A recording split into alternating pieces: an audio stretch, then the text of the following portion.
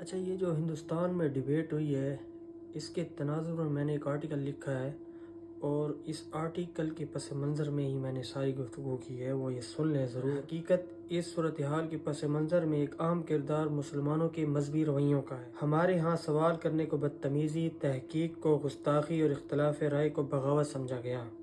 کس نے حدیث پر علمی اشکال اٹھایا تو فوراً کفر کا فتویٰ لگا دیا گیا، کسی نے عقلی سوال کیا تو اسے جھڑک دیا گیا۔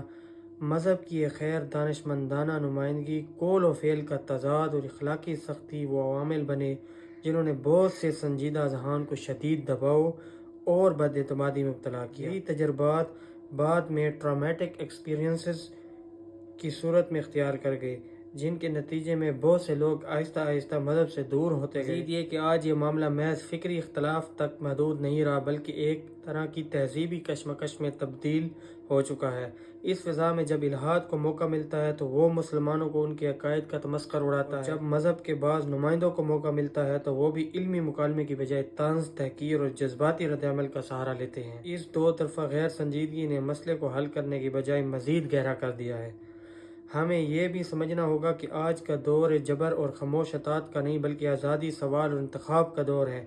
اس ماحول میں لوگ سننے اور سمجھنے کے لیے تیار ہیں، مگر وہ اس وقت پیچھے ہٹ جاتے ہیں جب انہیں سختی، تحقیر یا فکری بندش کا سامنا ہوتا ہے۔ چنانچہ اگر ہمیں واقعی درست راستہ اختیار کرنا ہے تو ہمیں دعوت کے ایک نئے محور کی ضرورت ہے، ایسا محور جو محض حکم دینے یا رد کرنے کے بجائے محبت، فکری احترام، سنجیدہ مکالمے پر قائم ہو۔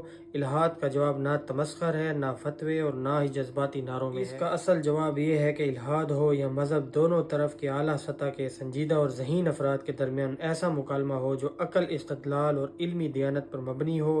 یہی وہ راستہ ہے جس کے ذریعے نہ صرف غلط فہمیوں کا ازالہ ممکن ہے، بلکہ وہ لوگ بھی دوبارہ بات سننے پر آمادہ ہو سکتے ہیں جو ہمارے رویوں کی وجہ سے ہم سے دور ہو چکے ہیں۔